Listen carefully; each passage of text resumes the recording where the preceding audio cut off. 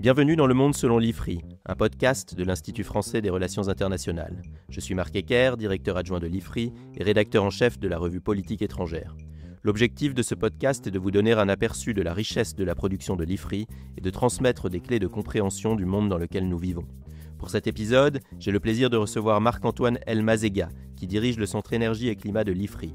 Il a organisé récemment un séminaire réservé au soutien de ce centre qui réunissait notamment les chefs économistes de plusieurs grandes entreprises du secteur de l'énergie. Ce séminaire passionnant m'a donné l'envie de réinviter Marc-Antoine Elmazega à ce micro pour évoquer quelques problématiques énergétiques d'aujourd'hui et de demain. Marc-Antoine, bonjour et merci d'avoir accepté d'intervenir à nouveau dans ce podcast. Bonjour Marc. Commençons par une question d'actualité. Que sait-on aujourd'hui de la panne d'électricité de grande ampleur qui a touché l'Espagne et le Portugal fin avril ? Alors, beaucoup et pas grand-chose. Sans surprise d'une certaine façon. Peut-être, première remarque, une panne d'électricité, c'est gravissime. Parce que c'est toute l'économie d'un pays qui est à l'arrêt. C'est des entreprises qui ne peuvent plus produire. C'est évidemment tout un tas d'infrastructures qui ne fonctionnent plus. Alors, généralement, il y a des générateurs de secours dans les hôpitaux, etc. Mais pour l'industrie, pour l'activité économique, c'est évidemment catastrophique. Deuxième remarque, on a déjà eu beaucoup de pannes d'électricité, parfois de très grande taille dans l'histoire, y compris en Europe, récemment encore au Texas. Donc, ce n'est pas un phénomène nouveau, ce n'est pas un phénomène qui est directement lié intrinsèquement aux énergies renouvelables, dont on va reparler dans un instant. Donc, ça survient, évidemment, il faut l'éviter. Après, troisième remarque, l'Espagne et le Portugal sont des pays dans lesquels il y a une très très forte pénétration des énergies renouvelables intermittentes. Et le défi avec ces énergies renouvelables, c'est qu'il faut parvenir à maintenir une fréquence stable. La fréquence doit être stable dans le système électrique. Pourquoi ? Parce que c'est là-dessus que sont calibrées les machines, les industries, etc.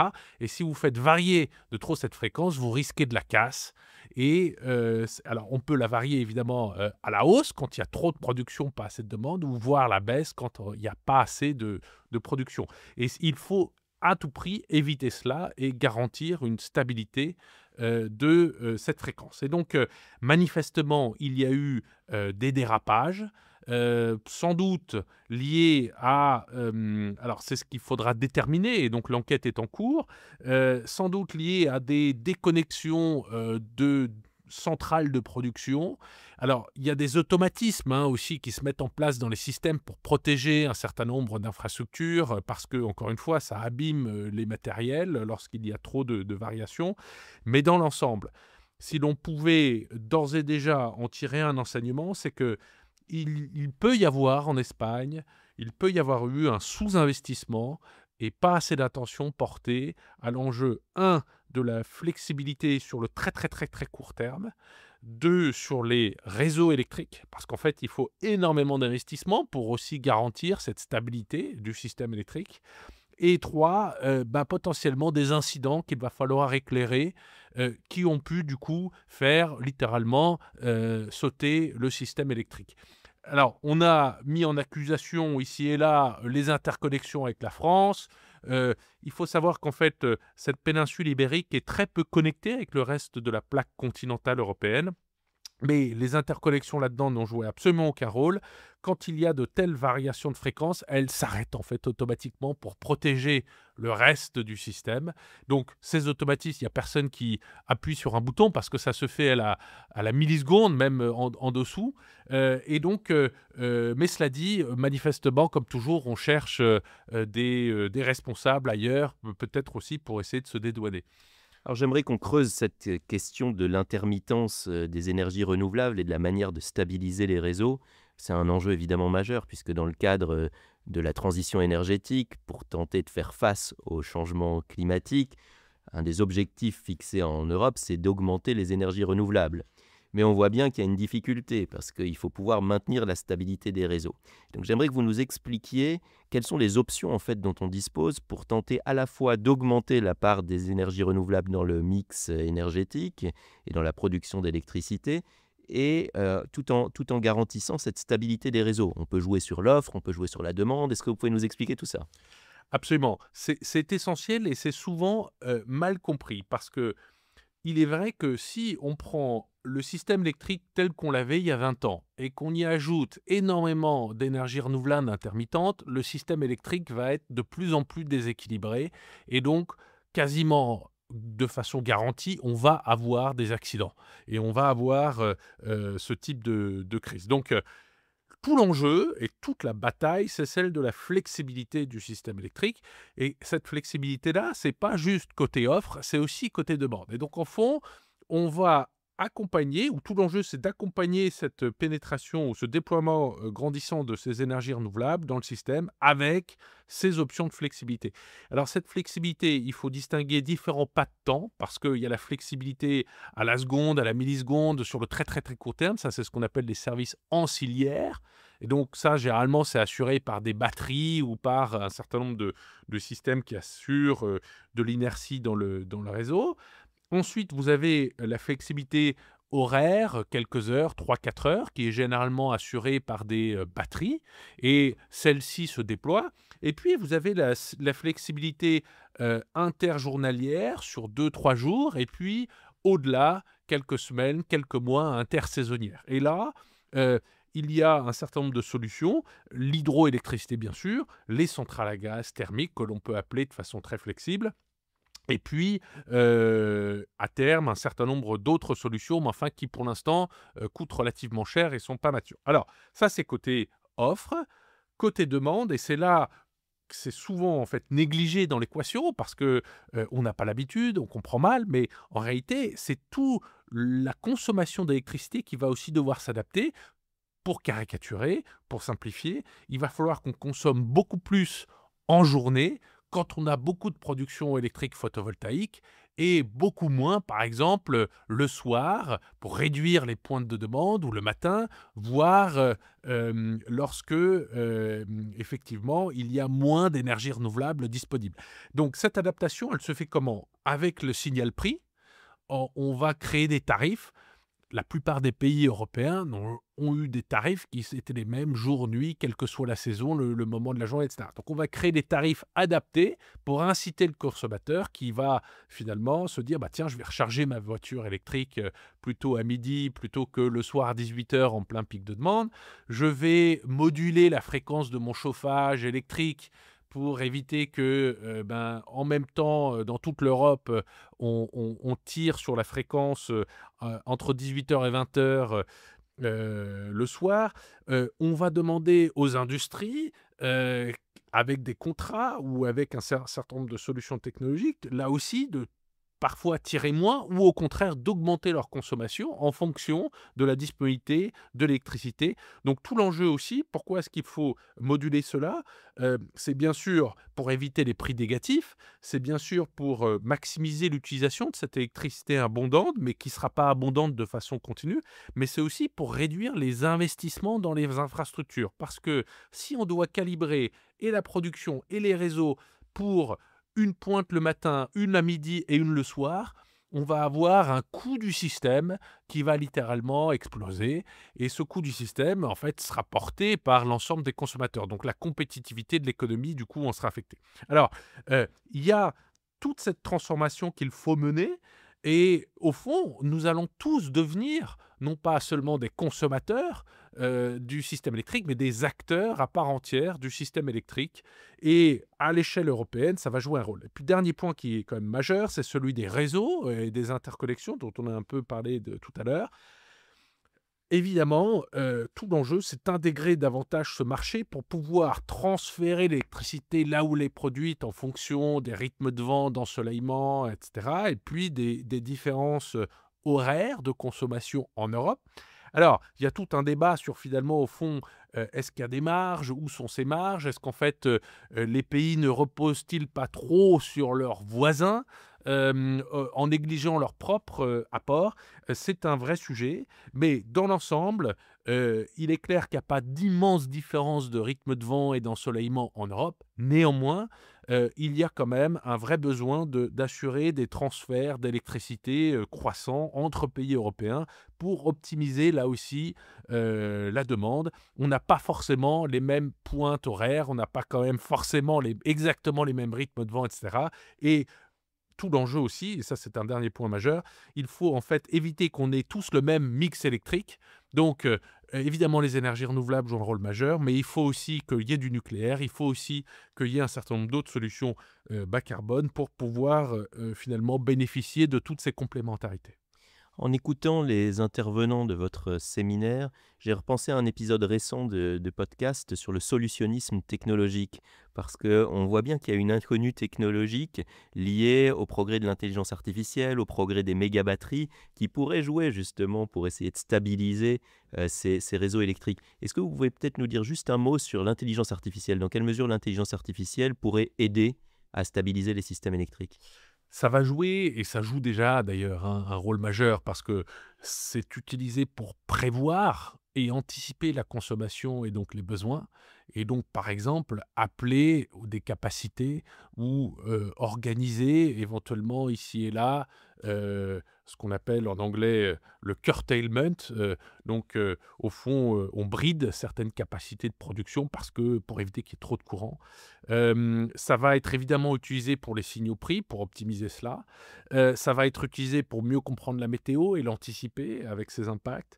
Évidemment, l'autre grande dimension, côté consommation, c'est qu'en fait, on va créer, on est déjà en train, mais surtout on va le faire, des immenses infrastructures de gestion de données qui vont ensuite, évidemment, permettre à toutes ces solutions d'émerger. Alors, il y a 2 choses. D'abord, ces data centers vont en fait eux-mêmes participer à la flexibilité du système électrique. Ça ne va pas juste ajouter de la consommation, au sens où on va pouvoir optimiser leur consommation électrique en fonction de l'état du système électrique. Personne ne va faire tourner des calculs, des supercalculateurs lorsque les prix de l'électricité sont hyper élevés.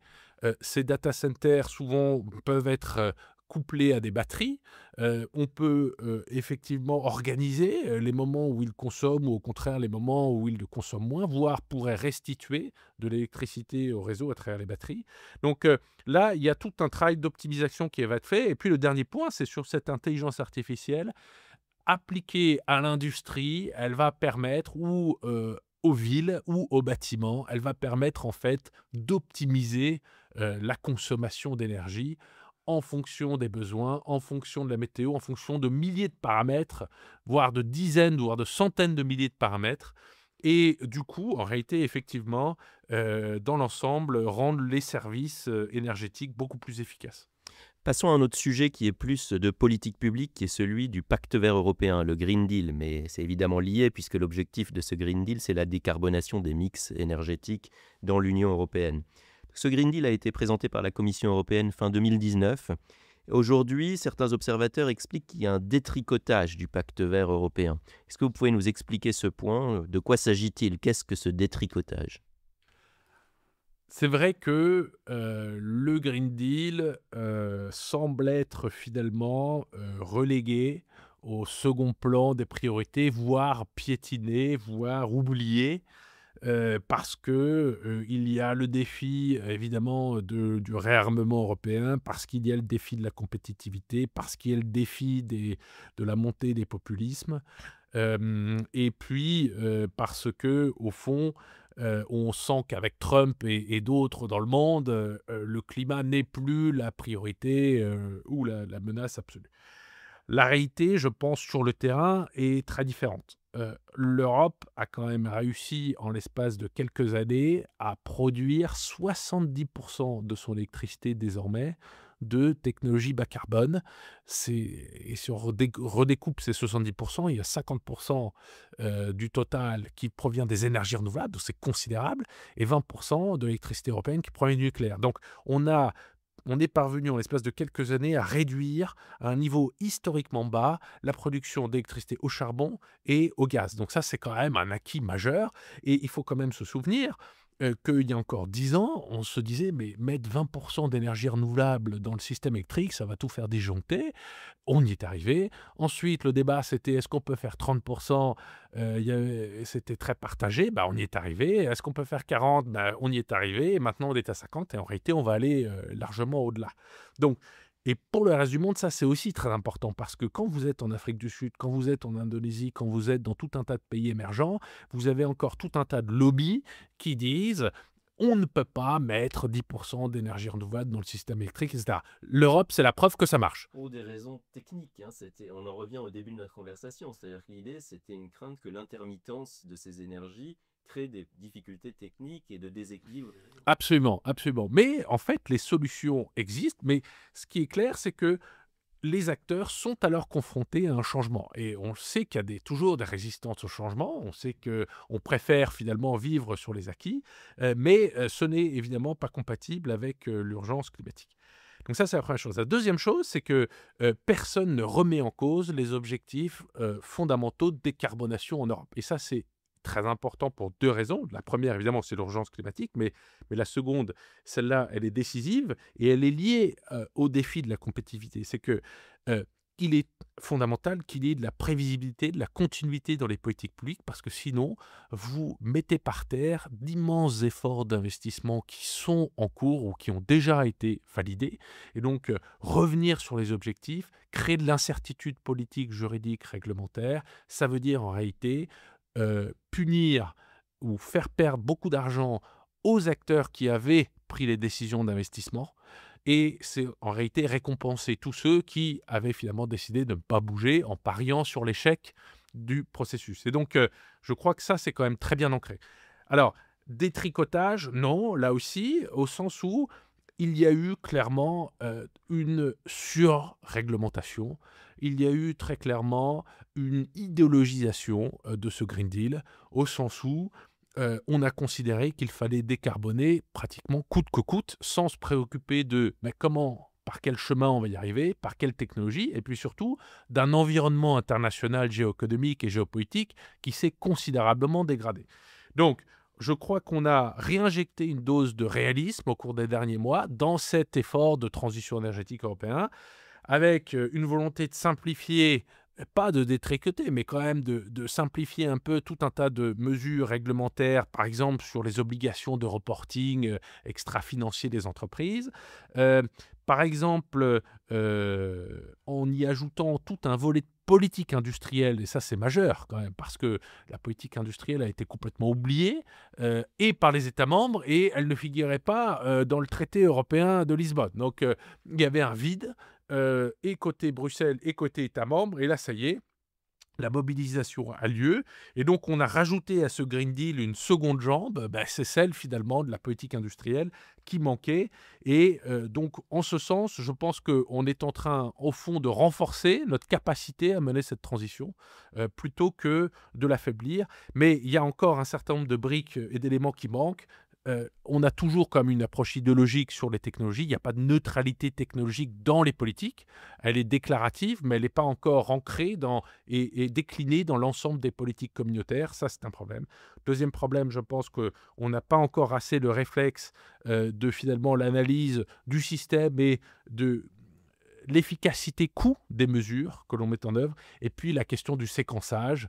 Faire tout en même temps et socialement, politiquement extrêmement difficile, de surcroît dans le contexte dans lequel on est. Donc, remettre des priorités, peut-être pas forcément atterrir exactement là où on devrait être, où on voudrait être en 2050, mais préserver l'équilibre social, etc., peut faire sens. Et surtout, aller chercher à l'étranger des économies d'émissions de CO2 plutôt que chez nous. C'est moins cher, ça nous fait des alliés géopolitiques, ça peut faire travailler les entreprises européennes et françaises. Là aussi, je pense qu'on peut encore avancer. Un autre sujet d'actualité qui n'est pas très bon pour la transition énergétique, c'est la baisse des prix du pétrole. Aujourd'hui, le baril tourne autour de 60-65 $, ce qui est très bas par rapport à il y a quelques mois. Est-ce que vous pouvez nous expliquer, s'il vous plaît, les principaux facteurs qui expliquent cette baisse ? C'est vrai que c'est assez remarquable. Avant l'été, la plupart des utilisateurs de voitures qui partiront en vacances feront le plein pas cher ou beaucoup moins cher cet été. Et dans le contexte de massification, de généralisation des sanctions visant les plus grands producteurs, parmi lesquels évidemment la Russie, le Venezuela, l'Iran, c'est extraordinaire en fait au fond d'arriver à ce niveau de prix du pétrole. Alors, quels sont les facteurs sous-jacents? Alors, il faut regarder évidemment toujours la demande, l'offre. Alors, quand on regarde la demande, il y a quand même une évolution très nette vers un ralentissement de l'accroissement de la demande. Ralentissement de l'accroissement de la demande. C'est structurel. Il y a encore quelques années, tous les ans, on rajoutait 2 millions de barils jour à la demande. Et là, on est passé sous le million de barils jour d'accroissement de la demande. Donc clairement, on voit arriver le point à l'horizon, alors on peut en discuter, 2030, 2035, où la consommation mondiale de pétrole va arriver à son niveau historique le plus élevé avant de lentement décliner. Donc ce pic de consommation va arriver. Et la production suit. Alors, la production, malgré ce contexte géopolitique extrêmement tendu, la production est à un niveau extrêmement élevé et c'est très surprenant. Alors, c'est lié à quoi? C'est lié au fait que les pays de l'OPEP ont remis en route la production et puis surtout l'exportation. Et on va y revenir parce que c'est une dimension, il y a des enjeux géopolitiques sous-jacents. Et c'est aussi le fait, on a eu une période de 4-5 années de prix élevés depuis, on va dire, 2021. Et on a mis en service tout un tas de gisements parce qu'on a fait des découvertes majeures qui sont, grâce au progrès technologique de la productivité de cette industrie, peuvent être mis en service. Et donc, on a la production américaine qui est à des niveaux records, des nouveaux producteurs comme le Guyana qui sont apparus et qui ont mis sur le marché des centaines de milliers de barils jour en plus. Et ce n'est que le début. Le Canada, etc. Le Brésil dans l'exploration-production en offshore. Voilà, donc tout cela était rentable. Et alors, qu'est-ce qui se passe là dernièrement? C'est assez extraordinaire parce que, contre toute attente, l'Arabie Saoudite a décidé d'ouvrir les vannes au sein de cette alliance OPEP plus élargie et a reçu en grande pompe le président américain Trump, qui lui-même, dans son programme, avait annoncé 3 millions de barils supplémentaires de production aux États-Unis et une énergie pas chère et des hydrocarbures pas chers avec une équation magique, c'est-à-dire, bien sûr, là, il y a une question de rentabilité, mais on va régler ce problème grâce au progrès technologique et à la productivité accrue. Donc, en gros, lui, son schéma, c'était les États-Unis vont produire beaucoup plus et même si les prix s'effondrent, grâce aux gains de productivité, ça restera rentable et il y aura de l'énergie pas chère et abondante pour les Américains et le reste du monde. Le fait est que c'est les Saoudiens qui ont mis fin à cela. Ils ont effectivement permis la baisse des prix du pétrole, mais ce ne sera pas lié à la hausse de la production nord-américaine qui, elle, patine et au contraire pourrait ralentir, mais c'est le résultat de leur propre marge de manœuvre. Ce sont les seuls à avoir de telles marges à la hausse ou à la baisse. Et ils ont finalement décidé que ils veulent conserver des parts de marché, ils en ont marre, faut le dire, de se faire grignoter ces parts de marché et par les Russes et par d'autres producteurs et puis potentiellement par les Américains. Et donc, ils ont réouvert les vannes et pour compenser ces pertes budgétaires, ils vont aller emprunter. Oui, restons effectivement un instant sur cet exemple, parce qu'on dit que les Saoudiens ont besoin d'un baril autour de 90 $ pour équilibrer leur budget. Donc là, pour eux, ça a un coût, en réalité, de produire tant, et ils doivent s'endetter. S'ils le font, c'est dans une logique de moyen terme, probablement, en se disant qu'ils vont faire baisser la concurrence, notamment nord-américaine. C'est bien ça la logique? Absolument. C'est une logique d'un pays qui est sûr de ses atouts. Et ces atouts, c'est quoi? C'est d'abord l'une des productions ou la production d'hydrocarbures la moins chère au monde. Deuxièmement, un positionnement géographique idéal. Ils peuvent servir en 15-20 jours de navigation l'ensemble des marchés mondiaux. Et puis, ils sont à proximité immédiate du marché où il y a encore vraiment de la hausse de la demande, hein, c'est l'Asie. Ils ont la capacité, en fait, d'emprunter pas cher, les obligations, soit de l'Aramco, s'ils en font, soit de l'État saoudien, sont hyper demandées. Donc, il n'y a pas de problème de financement sur les marchés. Et surtout, ils peuvent aussi reporter un certain nombre de dépenses. Alors, il y a évidemment un fonds, le train de vie de la famille, les dépenses d'armement, etc., sur lequel ils ne peuvent pas toucher, mais il y a tout un tas de dépenses qu'on peut décaler dans les infrastructures, etc. Et donc, pour eux, ils sont là dans le temps long, donc ils peuvent tout à fait accepter une période de quelques mois, voire 1 ou 2 ans, effectivement, de prix plus bas pour renforcer leur part de marché, évincer des concurrents, renforcer leur influence sur le marché pétrolier. Et puis, j'en profite pour faire peut-être juste un commentaire. Marc, vous suggériez que la baisse du prix du pétrole n'est pas bonne pour la transition. Alors c'est vrai que le signal prix pour le secteur du transport fait qu'on est peut-être moins enclin à passer à la mobilité électrique, mais il y a quand même 2 choses qu'il faut rappeler. C'est que même si les prix du pétrole baissent, la plupart des États dans le monde vont se précipiter pour renforcer la pression fiscale sur les carburants parce que tous les États dans le monde ont besoin d'argent. Donc en fait, à la pompe, les prix baissent, mais sans doute beaucoup moins. Et la deuxième chose, c'est qu'en fait, une baisse du prix du pétrole, c'est désinflationniste et donc ça contribue à faire baisser les taux d'intérêt qui rendent les investissements dans des technologies bas carbone plus rentables. Vous avez mentionné brièvement les objectifs de production de Donald Trump, c'était le fameux Drill Baby Drill, on s'en souvient. Alors qu'est-ce que ça veut dire pour lui? D'un côté, il bénéficie quand même d'une baisse des prix à la pompe, ça doit satisfaire les consommateurs, c'était un de ses objectifs, mais on sent bien que pour la production américaine, c'est pas une bonne nouvelle. Ah oui, je pense que les producteurs pétroliers américains ont mauvaise mine. Pourquoi? Parce que les États-Unis ont 2 caractéristiques. La première, celle-là est très positive dans le monde actuel, c'est qu'ils ont une industrie des hydrocarbures qui est très flexible. C'est-à-dire que vous n'avez pas besoin de lancer des investissements colossaux qui durent plusieurs années à être mis en place dans des nouveaux champs de pétrole.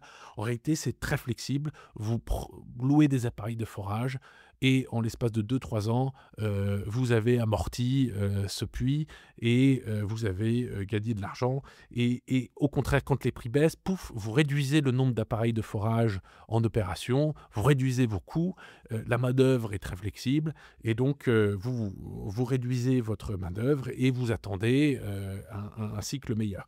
Et donc, ce qui est très probablement en train de se passer, et on commence à en voir les prémices, c'est qu'on va voir un recul du nombre d'appareils de forage en opération. Donc, ça veut dire qu'on va moins forer, donc moins produire. Ça veut dire aussi qu'il va y avoir sans doute un mouvement de consolidation parce qu'un certain nombre d'acteurs vont être fragilisés et donc ceux qui ont les reins un peu plus solides vont vouloir en tirer profit pour élargir leur base. Et pour finalement le consommateur américain, le résultat est bon, les prix baissent, mais pour l'économie américaine et ce lobby très puissant qui comptait beaucoup sur Trump, même si je pense que eux non plus ne croyaient pas vraiment à ces gains de productivité annoncés, eh bien, il est clair que l'arrivée de Trump est une mauvaise nouvelle, puisque sous la présidence Biden, on avait des prix élevés et une production record. Et là, pour l'instant, les premiers mois de la présidence Trump, c'est des prix en baisse et une production qui manifestement commence à ralentir. Restons sur les États-Unis et sur Donald Trump. C'est quand même un tournant géopolitique majeur, cette arrivée au pouvoir, ce retour au pouvoir de Donald Trump et les mesures chocs qu'il a annoncées. Et il y a eu des mesures chocs dans le domaine énergétique aussi. Il y en a eu récemment dans le domaine nucléaire. Est-ce que vous pouvez un peu nous en parler, s'il vous plaît? Marc, les mesures que vient d'annoncer l'administration Trump concernant le secteur du nucléaire civil sont, selon moi, les plus cohérentes et les plus importantes des 6 derniers mois. Parce que, et curieusement, elles sont passées largement inaperçues. Et donc, c'est très utile de le rappeler. Merci de poser cette question. Parce que, au fond, jusqu'alors, on avait observé évidemment la volonté de remettre coûte que coûte des barils sur le marché, l'idée selon laquelle les énergies renouvelables sont finalement chinoises, pas sûres, et puis intermittentes et donc au fond mauvaises pour le système électrique et énergétique américain et donc beaucoup de dépréciation d'actifs, notamment d'acteurs européens qui avaient des investissements en cours mais qui ont dû renoncer à déployer ces projets. Avec d'ailleurs en passant des interrogations d'un grand nombre d'acteurs, notamment de la tech américaine. Ils disaient mais d'où va venir l'électricité dont on en a besoin pour nos data centers? Alors la réponse de Trump c'est on va faire des centrales à gaz et des centrales à charbon. Sauf que dans la vraie vie, c'est pas aussi simple parce que on ne construit pas sur un claquement de doigts des trentaines, quarantaines, cinquantaines de centrales à gaz, quand bien même il y aura du gaz disponible pour les alimenter. Et puis bien sûr la question des réseaux électriques, etc. Donc il y avait un peu une espèce de perplexité, voire de cacophonie, voire de chaos en ce qui concerne la politique énergétique. Cela dit, sur le nucléaire, les choses sont ultra carrées, ultra claires. Et en réalité, Trump 2.0, au fond, confirme ce qu'avait continué Joe Biden, mais que lui-même avait déjà lancé lors de sa première présidence, c'est de remettre en selle cette industrie en considérant que là, les États-Unis ont vraiment la capacité de concurrencer la Chine, ou le devoir d'ailleurs aussi de concurrencer la Chine, et on a une solution made in USA, qui peut d'ailleurs ensuite être exportée pour produire de l'électricité. Alors, ce qu'il appelle lui le firm and competitive electricity ou energy, donc de l'électricité de base disponible et qui soit compétitive. Et c'est ça en fait là la force en fait de ces annonces, c'est de dire on va mettre des moyens financiers. On va accélérer le permitting, on veut toutes les technologies, on va accélérer aussi toutes les procédures en fait d'autorisation, donc ça c'est très important, on va donner du foncier, on va avoir des entités publiques, parce qu'il y a encore des acteurs publics de l'électricité aux États-Unis qui vont acheter, passer des contrats de long terme avec cette industrie. Donc vous avez de la demande en fait pour cette future électricité nucléaire, ce qui nous manque un peu en Europe, mais c'est décisif pour ensuite réduire les coûts de financement de cette industrie.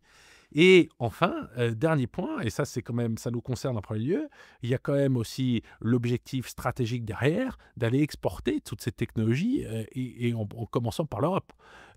Et donc en Europe, on a eu la semaine dernière à Bruxelles la conférence annuelle de Nucléaire Europe, qui est l'association qui rassemble l'ensemble des industriels.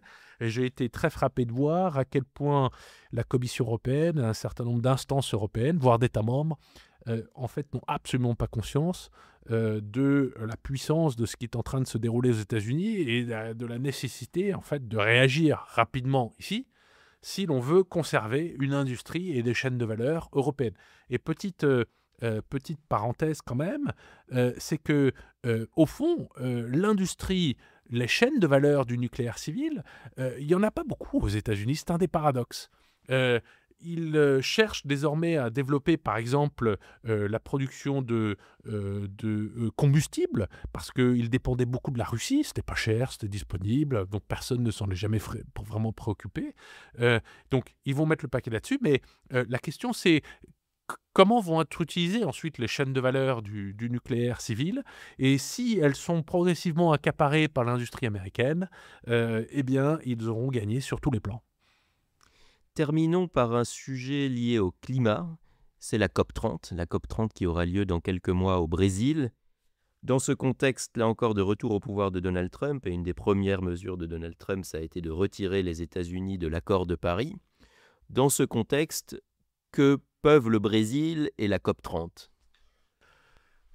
C'est vrai que géopolitiquement, le contexte est des plus difficiles parce que le retrait des États-Unis, le second retrait des États-Unis, à l'heure où tout le monde s'accorde à dire, en premier lieu les scientifiques, que limiter le réchauffement à 1,5 degré est complètement impossible désormais, que 2 degrés est très franchement très mal engagé, et donc qu'on s'oriente plutôt quelque part vers 2,5-3 degrés, donc un monde extraordinairement déstabilisé. D'ailleurs, on le voit déjà au quotidien dans un certain nombre de pays dans le monde. Donc le contexte est très difficile. Il y a plusieurs bonnes nouvelles quand même qu'il faut rappeler. C'est que d'abord, lors du premier retrait, la gouvernance du climat s'est pas arrêtée.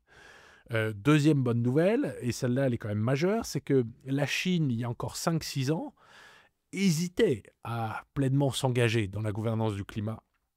Désormais, une grande partie de sa richesse et de sa prospérité et de sa stabilité économique dépendent de la poursuite dans le monde entier d'objectifs ambitieux de décarbonation, puisque c'est elle qui fournit la plupart des technologies pour décarboner. Et ça, c'est quand même majeur. Donc la Chine va pousser pour que les efforts soient poursuivis. Aux côtés des Européens d'ailleurs. Troisième bonne nouvelle, c'est que la COP est donc présidée par le Brésil, qui est un des piliers des BRICS, pays émergent, pas occidental, comme on en a eu d'autres, des présidences type Pologne, Royaume-Uni.